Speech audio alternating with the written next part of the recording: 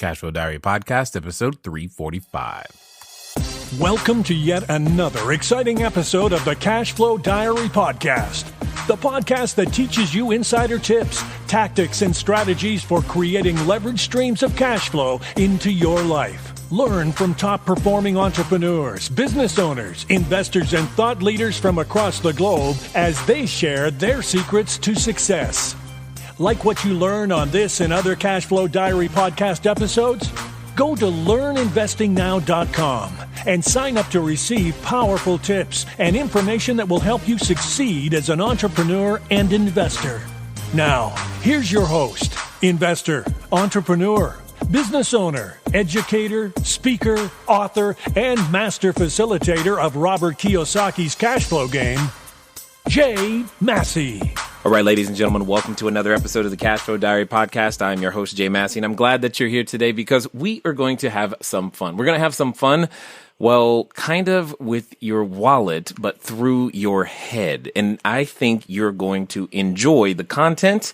And most importantly, if you are ready, you're going to be willing and able to take tons of notes so that you have the ability to go out there and grow your cash flow. I have with me today a lifestyle entrepreneur. What does that mean? We're going to find that out. But what it also, I think, is awesome about all of us as entrepreneurs is the idea that we're just not one-dimensional. He's also describes himself as an adventurer, and many of you probably know him as a performance coach. I have someone with me who I think will be able to help you get past some of those roadblocks that thinking that can get in our own way to being able to build our cash flow and make great things happen. Most importantly, his name is Jairek Robbins. And if you are watching us live right now, you are in for a treat. Why? Because I can capture your questions and you can ask him directly if you'd like to do that as well. So make sure that you're following us and we will do our best to get all the information that you guys need to know today.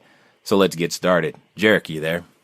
I'm here and excited. Thank you so much for having me. Glad that you have decided to join us. Thank you for being here. I have to ask you, though, the question that I ask everybody the first time that they're here. Are you ready? Yep. Okay. I tend to look at today's entrepreneurs a lot like yesterday's superheroes. So, you know, Batman, Robin, Superman, Wonder Woman, what have you. I think entrepreneurs and superheroes have a ton of things in common. Chief among them is that, well, we occasionally get dressed up, at least in our own head. Maybe sometimes we wear tights. We do all kinds of interesting things, but we believe we are saving our customers using our products and services, etc. Also, like superheroes, entrepreneurs have a beginning. You know, if you think about Spider-Man, before he was, well, Spider-Man, he was just kind of taking pictures and going to school. So what we want to know is, before being a lifestyle entrepreneur, before describing yourself as an adventurer, before the performance coaches, before the stages and the television shows and everything else that you've been on and doing, who is Jairek Robbins? Really simple. I guess if I were to look from an outside perspective and introspective at the same time, the piece that's consistent in every single thing I really do, and it's heart. It's just caring. And if you want to know who I am and what I do, I care. And I care about others. I care about strangers. I care about just what's going on. And I care enough to be willing to do something about it. And so that thought process right there, I remember I really wanted to meet Seth Godin, and a friend of mine was trying to connect me, and we went back and forth, and he turned down 3 or 4 interview requests we were sending his way. And eventually someone was pretty persistent, and he wrote back a very clear email that says, "No is no. Please understand and respect it." We were like, wow. So we were like, I know the guy recommends persistency, but we were a little too persistent because we got smacked down. And believe it or not, within a year of that email, I ended up speaking at the same conference he was speaking at. So I was hired to speak there. And I walked in and they're like, "Oh yeah, you just got here. Seth's up right after you, one speaker after, blah, blah, blah. He's here. Do you want to meet him?" I was like, "Sure. Love to meet the guy." And it was funny because I walked back and it was kind of an awkward situation because literally within, I think 8 months prior, he was very clear on saying, "No, I don't want to talk to you." And I don't think it was talk to me, much less be on our show. But same. And so we knocked on the door. She went in and talked to him, and then he came out and really quietly and humbly just introduced himself. Nice to meet you. Good to know you. Glad hi. And there wasn't a whole lot there. It was just a quiet hello, and I'm going to get back to work now. Thank you for stopping by. And then he went on his way. And it was interesting. And at the very, very, very end, I remember hearing a story of his experience where his children are in his business, and he always talks about being the purple cow, being different, standing out, going your own direction, doing your own thing. Right. And it was interesting. And I heard that one of his sons, I think, works in the mail department of his company. I was like, well, that's a fascinating situation. Yes. So after he gave this entire speech of standing out, being different, carving your own path, forging your own trail, I raised my hand at the very end, and he called on me and just Q&A. And I said, hey, what would you say to your child who might entertain being in the same business as you, literally? Mm-hmm. What would you do to inspire them to forge their own path, to be their purple cow, to go their way? Mm-hmm. Mm-hmm. And it was very, very interesting because he took the question. I was literally asking about his son. You're right. Because I was curious. I think with a dad who preaches that much, go your own route, right. How did he land up in the same company? And to turn it back around, though, he looked at me and he says, let me answer your question a little deeper so it makes sense for everyone here. He looked me straight in the eye in an audience of 1,000 people. Mm-hmm. And he says, the reason you really truly matter in this world.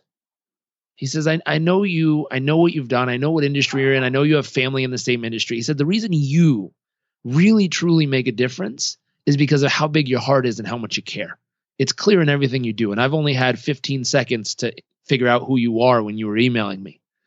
But that's what makes you stand out. And if I were to tell anyone in this room, forging your own path has more to do with how you choose to show up personally. Being successful has more to do with how you choose to show up personally, the heart you bring to the game than anything else. Because regardless of the results, you're going to win some, you're going to lose some, you're going to make some, you're going to, mess it up. And he said, regardless of all that, how you showed up and what you brought to that table is the uniqueness that makes your fabric you. And I remember thinking, wow. And that caused me, in answering your question, that caused me to look back at just about everything I've been doing and realize, wow, the fabric that makes me is just how much I care. And that's not unique to me. There's millions of people who deeply care about others. And there's millions of people who don't. At the same time, though, right. That part makes me. So if you ask who I am, heart, caring. Got it. Someone who's willing to show up and lend a hand and make a difference. Well, I think that's a trait that many entrepreneurs would share. At least I would hope they would share, because they would care about their, how their product or service, solves a problem, etc. But yet there's this, what I like about what you said is that you were talking about carving your own path, which can occasionally be fraught with dangers, or at least perceived dangers ahead. I get the privilege of dealing with a lot of entrepreneurs that are at the beginning of their real estate career or beginning of building assets, and something that comes up. That's a tough spot. You're right. Well, good.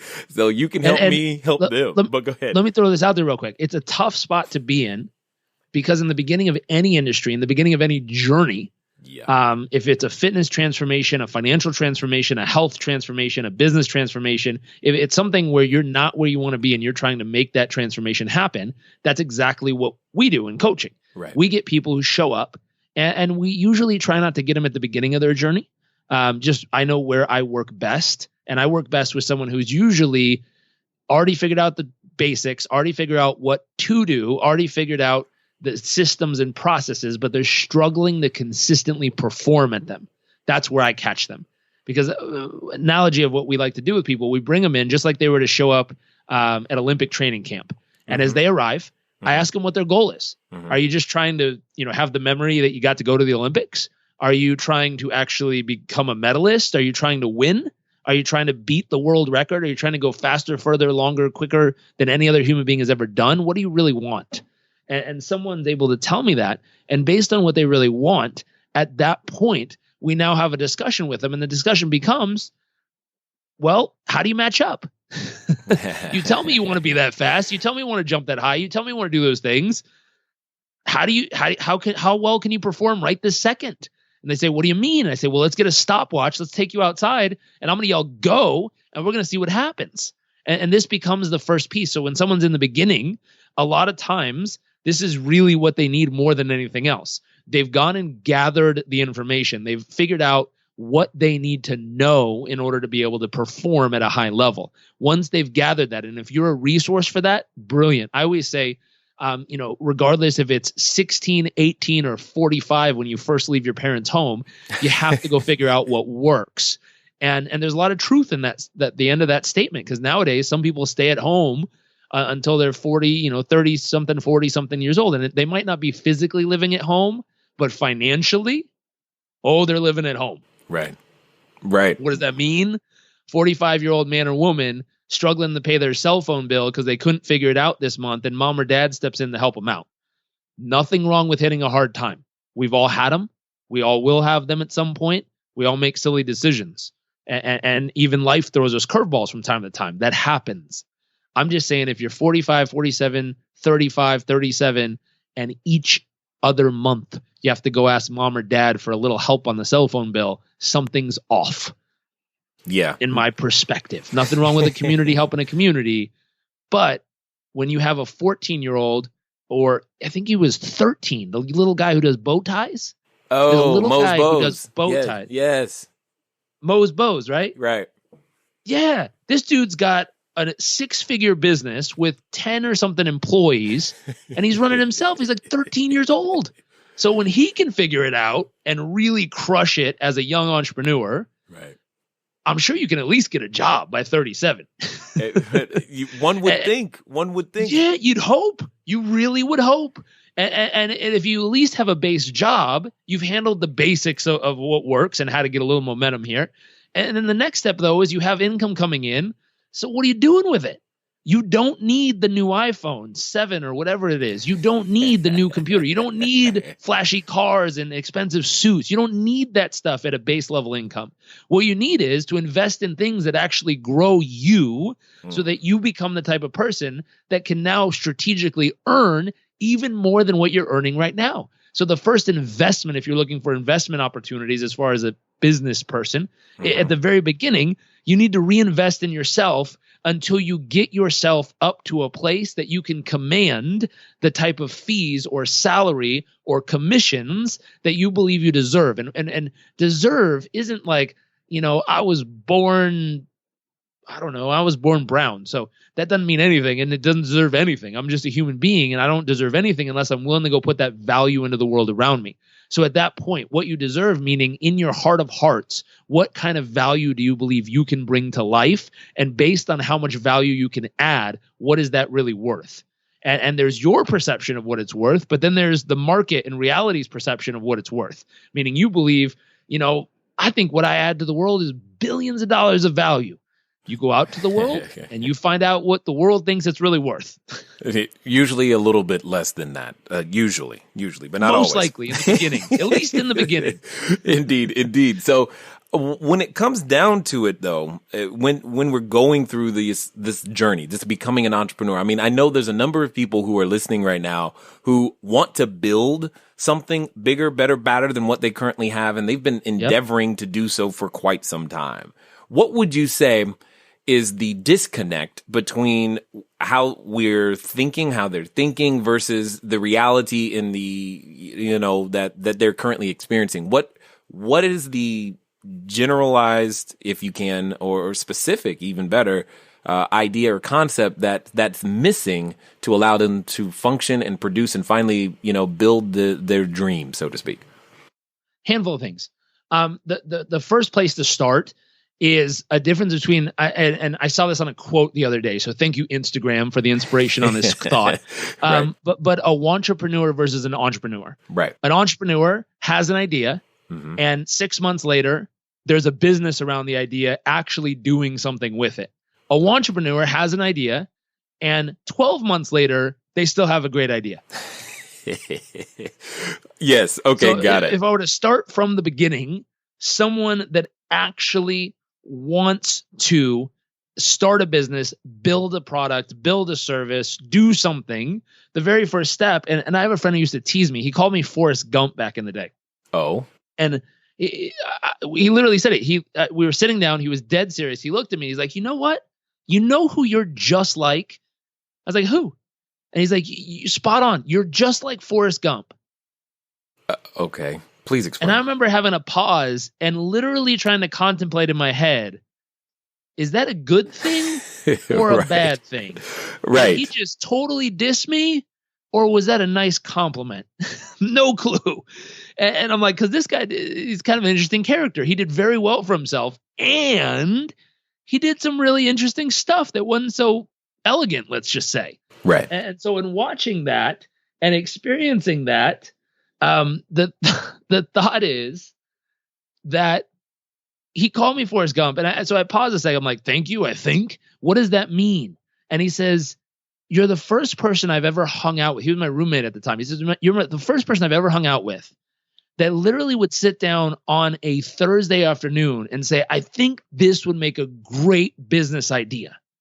And on Friday, you would literally have the business set up and be taking your first order.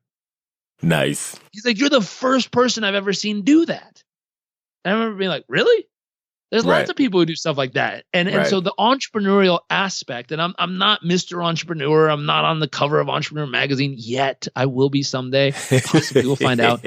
But the concept is the entrepreneur sits down the moment they see a niche in the marketplace, the moment they see a place where something's missing, they do something about it. If you go back, Richard Branson has a great story of how he started Virgin Airways. He was trying to get a flight back to, I think, Necker Island, and all of a sudden, all the flights were canceled for some reason. And he remembers sitting there thinking, this is total and utter crap that I'm stuck at this airport with all these other people, and there's not a single plane that can get us there. Seriously? And he walked around and he saw this little counter for charters, and he went over, he said, how much is it? And they told him, and he's like, well, I don't want to pay that out of pocket. So he said, well, hold on. How many people can it fit? And they told him the number. And he said, can I borrow your whiteboard, your dry erase board back there? He took the dry erase board. He wrote on it. And I think he literally said Virgin Airways or whatever Airways he called it, wrote a line and then write a price and said, flight leaves at 20 minutes from now or something. And he held it up and he walked around all these pissed off people sitting in the airport because their flight was canceled. Right. And he enrolled. He added value. He found a gap in the marketplace. He found people who were frustrated about it, and he brought a solution straight to the situation and literally walked around with a sign and got his first, I don't know how many passengers of Virgin Airways to sign up, say they'd pay the price. He walked them all over the charter desk. They all put their credit cards down or cash. They bought the plane. He got in it, and it flew his first flight, where he initiated the flight. Right. It's like, boom, Virgin Airways was born, and now they've done pretty well for themselves around the world. Well, okay, so this brings up something that I've heard before, and I know that many people have, is the question becomes, they ask me, Jay, how did you see that? How did you see that little opportunity? How did you put all of those pieces together to be able to make that happen? I mean, how does one develop that we'll call it Branson-like ability to go, oh, look, we all have a common problem right now, and here's a potential solution. I don't want to pay for it, because so many people would have stopped at, oh, that's how much the flight cost, I guess I can't go. But yet that didn't stop him, and he was able to figure out a way. I mean, he didn't wait for permission. He didn't wait for licensing to be able to sell tickets. He didn't wait for any of that. And yet he saw it. So what would you say is the missing piece that allows a entrepreneur to become an entrepreneur, to see those little holes and move? So the first piece is identifying gaps in the market that are real gaps, because there's lots of people. I remember being young, and I'll tell you a flop that I had that was silly. But in the transition from CDs to digital music, I remember it was really cool to download music and then burn it onto a CD. And I remember waking up. I remember that week too. That was I was living in a village in Uganda, and I was trying to come up with great ideas that I thought would absolutely transform, places of the marketplace. And I came up with this idea, and my idea was to buy kiosk space in malls where you could walk up, choose the songs you wanted, pay the 99 cents or whatever it was at the time, and literally have them burn directly onto a disc that you could pull out, walk outside, put it in your car, drive away with music. I was like, that would be awesome. And so I thought that was a gap. Truth is, that wasn't a big enough gap. That wasn't a real problem that I didn't realize. Like, it was cool. And here's something a mentor of mine taught me in the business world. Is it a Band-Aid or is it a aspirin? Because a Band-Aid, you fix a paper cut with. A paper cut hurts momentarily, but 5 minutes later, it doesn't matter and you don't care. An aspirin, that's aching pain that will not go away, that's continuously hurting so much that you physically feel like you can't get beyond it without doing something about it. Got it. So that's the piece you're looking at. When you identify something, does it need a Band-Aid? Does it need a little quick fix and it's over? Or does it need a real, genuine aspirin, something that can help hold off the pain long-term consistently? And aspirins fade away, but again, it's repeatable. So if you need an aspirin every 6 hours, you need it. You only need one Band-Aid. And so that thought process with Virgin Airways, the gap in his marketplace was a fun, sexy, energetic, exciting airlines. There wasn't one. It was boring and old and fussy at the time. And so he created this new sexy airlines that exists. And now there's plenty of them that do stuff like that. Southwest is hilarious and fun to travel on here in the US. Yes. And they're competition now. But that thought, he saw something that needed an aspirin and he went in and he became the aspirin for it. It wasn't a Band-Aid. You know, what I saw in the initial piece of CDs burned to, or music burned to CDs, it was a Band-Aid. It was cool, but 3 months later, when you could do it at your home, why in the world would you do it at the mall? Right. Seems silly. It's a waste of time and money. Or you could plug your iPod straight into your car. Now it's completely obliterated as an idea. Right. Yes, totally. That makes sense. Now, in that process, because as you mentioned, entrepreneurship is a journey for all of us. There's ups, there's downs, there's very low downs, there's very high ups, and that could be in one day. So the question that we actually have from someone watching right now, Preston, he's asking, so how on earth, given that, roller coaster ride, or it could look like a stochastic chart, etc., given that, how does one stay motivated? More specifically, what do you do to stay motivated? You realize that every goal that you desire is obtainable, right? The challenge is, how long will it take you? Well, fortunately, you're going to find that answer out as you hear the rest of this particular episode. But more importantly than all of that is to help you, help me, help you. What does that mean? That means in this particular case, keep listening. Keep sharing with friends. Guys, you're doing a great job, but just understand this one thing. Perseverance is key. Many of the things that you want and desire, again, they can be yours if you just don't quit too early. Some of the tools, tips, and techniques that you've gained by listening should be helping you continue to put one foot forward each and every day. And I know, not every day's rosy, but that's okay. No one said it was going to be anyway.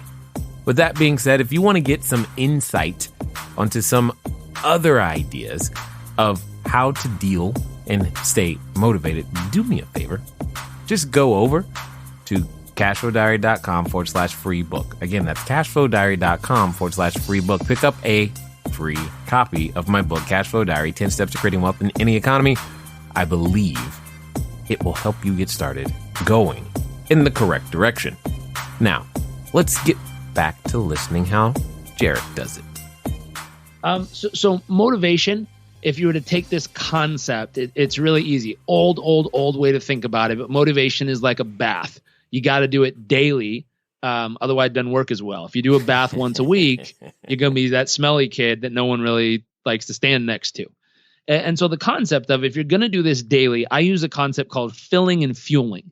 And what that means is, if you take a high performance vehicle, let's say you're going to go into a car race and you have a high performance, these things cost $500,000, $1 million vehicle.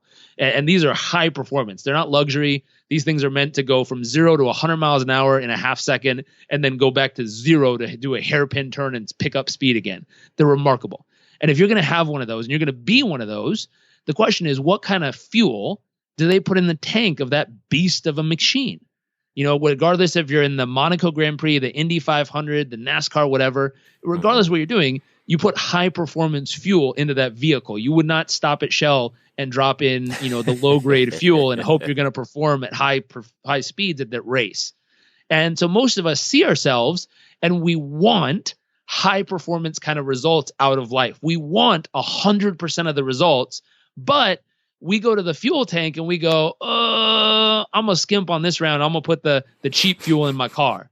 So the cheap fuel becomes watching TV, not doing anything at all, or not fueling up. I don't have the time. I don't have the money. I don't have what it takes to fuel up right now. So I'm just going to skip it today. I'm going to skip fueling up my mental, emotional, spiritual tank today. And so you show up at the starting line of the race called today, and you hope whatever you have in the tank from yesterday is enough to hold you over to win this race. Truth is, it isn't. It never is. And so you have to, two things. Starting off, if you want specifics, you have to cleanse out all the junk that's left over from yesterday. And by cleansing it out, you can do that through meditation. You can do that through breathing techniques. I mean, easy way to do it, if you take a deep breath in, that just like in through your nose and you just breathe in. So, and at the very top, take a little bit more in and then just drop it all out through your mouth in one exhale. And drop your shoulders and head too. And then do it again. If you do that 3 times, it literally resets your biological nervous system, and it's a reset. So it clears out all the junk you're thinking about or feeling in your body in that moment and allows you to then have space to fuel up with the good stuff. So the first part is find your way of clearing out, whether it's prayer, meditation, working out, breathing techniques, something that just clears out all the junk from yesterday. It's gone. Now, when you've got an empty tank of fuel, the very first step that you're going to do here is you got to think, what are you going to line your tank with? I would say line it with gratitude. It's the most powerful and rich fuel in the world, because if you take someone who's feeling like anxiety, fear, frustration, like they're struggling or they're up against odds, at that moment, if you stop and say, stop, what are you really, really, really tangibly grateful for in your life right now? And you get them to really genuinely feel it, not just go, I'm grateful I'm alive. I'm grateful I have a job. I'm grateful I can breathe. Right. That's not feeling it. I'm talking about feeling it to the point you might get a tear in your eye because it's like, wow, someone right now, this moment is about to live the very last breath of their entire life. I'm grateful I get another 24 hours. That's cool. Someone's right now, their heart is going to beat one more time and they're done. I'm grateful my heart without me doing a thing is going to beat 100,000 times today. Someone's going to get to see their relative, their child, their mom, their dad, their brother for the very last time today. I'm grateful I get to see my family tomorrow as well. Hopefully, knock on wood. And it's like, wow, you dig in, you find real deep gratitude. And that's your first lining the tank. From there, you got to fill up with what you're looking for, where you're going. So where are you going? What's your vision? What's your dream? And I always start out, I have vision boards that sit behind me on a treadmill desk that I get up every morning and I walk on. And I stare at the images I've used to describe my health and fitness, my emotional fitness, my relationship goals, my financial goals, my business goals, my spiritual goals, or a contribution and making a difference goals. I have images surrounding me on those boards that describe every bit of it and represent those pieces in my emotional nervous system. And out loud, I speak aloud with total certainty my 20-year vision for my life. So I'm so grateful that 50 years from now, I'm stronger than ever before. At 50 years old, I'm healthier and stronger than the majority of 20-year-olds in the world. So grateful that emotionally, I'm passionate about my life, living on mission, enjoying every moment life has to offer. So this next piece I'm alluding to is painting a future vision so clear and so real that you start to feel it in your body. If you want the science behind this, the science is in your head. If you can clearly visualize, speak, and feel future rewards, if you can do it so vividly, what happens is your brain starts to kick off oxytocin and serotonin. Serotonin and dopamine. And those are pleasurable neurotransmitters and hormones in your blood and body that cause your brain to link up pleasure to what you're doing. How powerful are these? They stuck a rat in a cage, and on one side, they put a lever that gives them a food pellet. On the other side, they give them a lever that would stimulate dopamine and serotonin in the brain, meaning just a pleasurable feeling. The rat starved to death because it just sat there all day hitting the one that gave it the pleasurable feeling in the brain and didn't even turn around long enough to click the other one and get a food pellet. That's how powerful that drug is in our brain. And the truth is we can kick it off at any moment we want by giving ourselves permission to feel good about something, to celebrate what we're doing.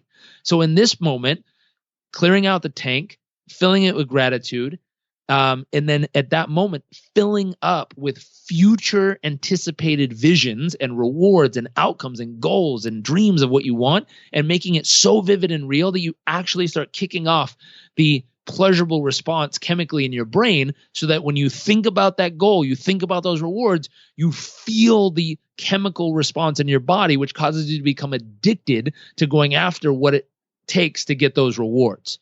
So from there, you're talking about motivation. Put it this way. How hard is it for most people to quit smoking, to quit drinking Coca-Cola, to quit drinking soda, to quit off sugar? It's extremely hard because it's a chemical addiction in their body. Why not use that in our favor and purposely create those towards the things we really want, instead of allowing other people to manipulate us and force us to do stuff that we don't just because we drank or ate their product a few times? Totally understood. Now, as I've listened to you in the time that we've been together, there's something that's underlying like the theme under every answer that you've given. And it seems to be, if I had to boil it down to a word, it would be the word intent or intentional. There's nothing that you're allowing, quote unquote, to happen by accident. Even though, yes, not everything is within our control, you are taking responsibility for how to respond to the events as you're out there trying to build a business. You're taking responsibility for the day from the beginning. You're putting yourself in a space in which, well, you have an expected outcome. You actually wake up and have an expectation as opposed to, quote unquote, letting the day happen to you. So I have a question here because I know a number of people have had this. Go ahead. Real quick, I'll throw something in here. What's that? So start your day with a clear expectation of what you want to achieve. End your day with total appreciation for whatever unfolded. It's a way to feel rich all the way through the journey. Got it. I think you may have just actually answered the question, because one of the things that I was going to ask is you mentioned that we have to give ourselves or giving ourselves permission to feel good about what happened. And I was going to ask you why is that? Why does that even need to be a thing? And why is that so challenging for so many to actually give ourselves permission to feel good about the progress that we might have made, as opposed to in enjoying that process, as opposed to going, man, I didn't get my, that deal didn't close today. I didn't lose 15 pounds like I had hoped this week or whatever. Where's the disconnect there? So there's a couple things. One is not setting realistic goals and constantly punishing ourselves for not being where we want to be. So let's say there's a man or woman who wants to lose 20 pounds. Mm-hmm. And so that they set up the system to constantly give themselves permission to celebrate the progress, or do they set up the system to constantly punish themselves for not being at the goal yet? And let me show you the difference, and I'll make it ridiculously obvious. Okay. Let's say you're trying to teach a kid or a child how to talk or walk, how to walk. Sure. No, let's say talk. So you're trying to teach him how to say dad. Sure. And do you train him by punishing him every time he tries because he's not there yet? Or do you train him by giving him a token of appreciation every time he tries, knowing that he's getting closer? Yep. If you have children, you token them with appreciation and celebration as they're getting closer until they finally get it. Same thing if you're training an animal. How do you get a dog to learn how to sit? You say sit, and you wait. And if it does anything close to sitting, you give him a treat. And then you say sit, and you wait. And if he does anything close to sit, you give him another treat. And pretty soon you say sit, and he goes, dang, if my butt's on the ground, I get food. Yes. And he doesn't know what sit means, but he knows that means treat is coming if I do this right. And you have to train yourself the same way. So what most people do is the opposite. They say, I want to lose 20 pounds. They step on the scale tomorrow and they've only lost no pounds. And they go, ugh, I'm such an idiot. Why can't I do this? Ugh. Right. And they link up massive pain and frustration and anger and all this emotion negatively to working out. Yep. And they do it again tomorrow. Yep. More pain, more negativity, more frustration. They're doing it again the next day and the next day. And pretty soon they're like, screw it. I don't want to work out anymore. Right. I wouldn't either if every time I did it, someone emotionally jabbed me with a javelin. That feels like horrible. Instead, if you take that same person and you want to get them results, you have them work out today, regardless of the result. And for most people, you're not going to see a significant result day one of going to the gym and walking for 30 minutes. But they do it. You bring them home and you're like, yes, I'm so proud of you. Great work for putting in the first day effort. High five. Give me a hug. I'm so proud of you. You're going to be a little sore tomorrow. Don't worry about it. Wake up. Just get out there. You'll feel better after you do. Man, I'm proud of you. Yep. And I hope you had that same pep talk with yourself every time you took action. Because what happens is pretty soon you do that 10 days in a row. You have that pep talk every time you come home. You start to feel really good about taking the action. So what I'm alluding to here is instead of rewarding yourself for the reward or the end result, reward yourself for putting in the consistent action necessary to get there. This is how you stay motivated in the beginning, because in the beginning, you don't see a whole lot of results. It's like farming. You go out and plant seeds. You don't come back the next day and you're like, hey, there we go, a harvest. You'd be silly. You know, if you were any person out there and you went to a farmer and said, hey, how fast do you get the crop? 2 days, 3 days? What are you thinking? You'd be like, what are you, new? It's not how seeds work, son. You put it in the ground and then you wait. Totally. You don't really wait. You water it, you protect it, you care for it, you do all the work to finally get the reward to show up later. And most of us want instant results nowadays. And I like them too. You know, I work hard for those instant results. 15 years to be an overnight success. It's usually how it works out instantly. Wow, you got there quickly in that case. So that's good. That's good. Now, I have a question as we end up here, because I know there's one more person who we haven't talked to yet, and we'll make this the last question because I know you got to go. My question is very simple, though. There's a person who's been listening this entire time, and let's pretend that they're standing in front of the superhero outfit store. They think they're ready to be this entrepreneur thing. They want to make it happen. However, in the back of their mind, they know and they hear the voice. And Jairek, I know you know the voice. You've dealt with the voice. That voice is ever persistent. It's that voice that comes up anytime they want to be bigger, better, badder. They want to be bigger than their present place and actually make something happen for themselves. And for some people, they're actually related to the voice. So they have to deal with it. Here is my direct question. What, if you knew that they would actually follow through and do in the next 24 to 48 hours exactly what you would say, what you're going to tell them to do, they would follow through, man. What would you tell them to do? Really simple. What I would ask them to do is figure out how to design the absolute ideal day-to-day life they'd like to be living. Doesn't matter how simple, doesn't matter how complex it is. That's up to them. But whatever truly makes them feel alive. And alive meaning at the end of the day, a friend of mine wrote a book, and in the book he talks about 3 questions you have to answer at the end of your life in his circumstance, but I'd say at the end of the day. And the first question is, design the type of day-to-day life that if you were to go live, at the end of that day, you could ask yourself the question, did I really live?